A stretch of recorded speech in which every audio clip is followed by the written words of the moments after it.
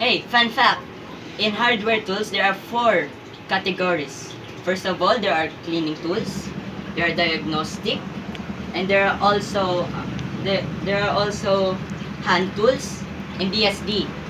Okay, like my friend said, there are four types of hardware categories. One of them being ESD tools, which we are gonna jump right in. Number one, this is a static wrist strap. Its main purpose is to prevent the user from getting shocked by absorbing the static electricity. Okay, now that we're done with the first ESD category tool, it's time to move into the second one. This is the anti-static electricity mat. Its main purpose is to prevent static electricity from building up by absorbing it. Now that we're done in the ESD tools, now let's head on to cleaning tools. First, we have here the lengthy cloth. The lengthy cloth is its basic use is to clean sensitive components without damaging it. Now, let's head on to cable ties. The cable ties, its main purpose is to organize cables. Now, what we have here is part organizer. Part organizer is used to organize small parts like cable ties, etc. Now, what we have here is compressed air. Compressed air is used to blow away dust without harming the components. Now that we're done in the cleaning tools, now let's proceed to diagnostic tools. Now there are actually two types of diagnostic tools, multimeter and loopback adapter. This is a multi-tester. Multi-tester to test the voltage of the computer. Now that we're done in the multi-tester, now let's proceed to loopback adapter. Loopback adapter to test the integrity of USB ports. Okay, now we are moving on to our last category. It's gonna be the hand tools. Hand tools, there's quite a lot of them, so we will not get into details into every single one of them. So we will just screen through them. So we're gonna start with number one. This is a long nose plier. Its main purpose is to hold small parts like screws to prevent them from dropping into confined spaces. Okay, now to our second part. This is a party shooter. Its main purpose then is to pick up small parts in confined spaces. Now that we're done with the second part, we're moving on to the third part, which is half of the hand tools now. This is a torque screwdriver. Its purpose is to screw in star-shaped screws. Like, I don't have an example here, but you get the idea. Its main purpose is to screw in star-shaped screws. Okay, now to our fourth part. This is an hexagonal screwdriver. It is used to screw in hexagonally shaped screws in or out.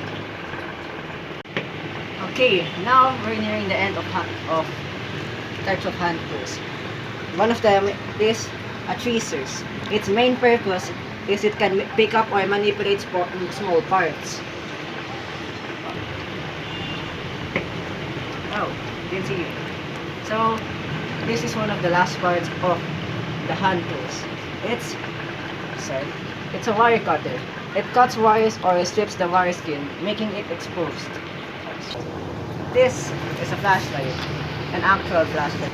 But to be straight, its main use is, just like the name says, to flash and light up a way.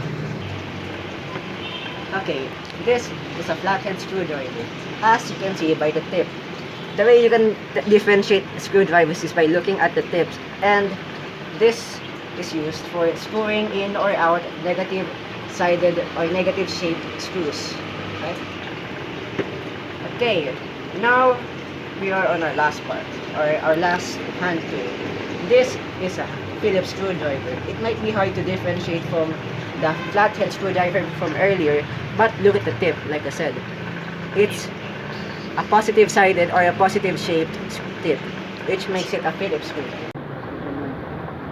Okay guys, This is Group 2's presentation on the different types of hardware. I hope you enjoyed it. that was all the four categories of a hardware tools. Thanks for watching. Fuck you. Okay, so one of the main parts of a screwdriver. Fuck. Cancel. Cancel. Dali! Bagal-bagal eh. Wait a minute. Getting shocked.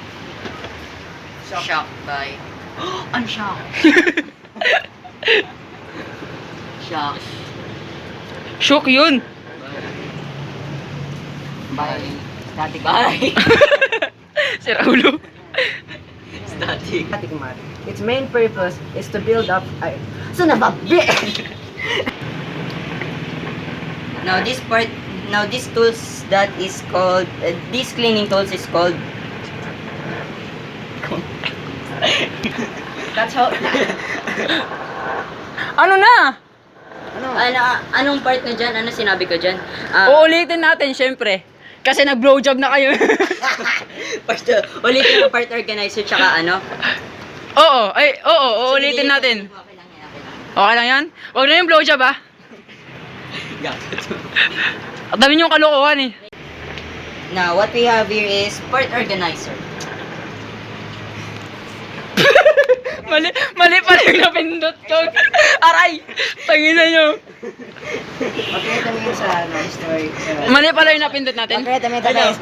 Pwede mo yan i-my day mo. Ito kasi di mo na tinitignan kung ano.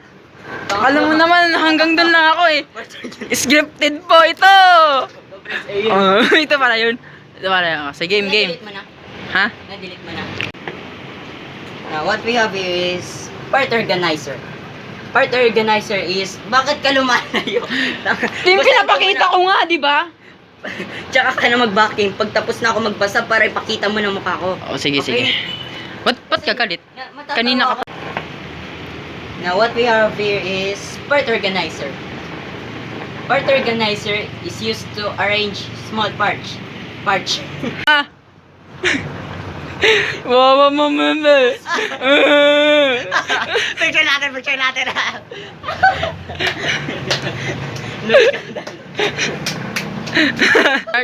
Naka-CCTV pa yun. Gumagana CCTV dyan. Oh, kage. CCTV pa siya.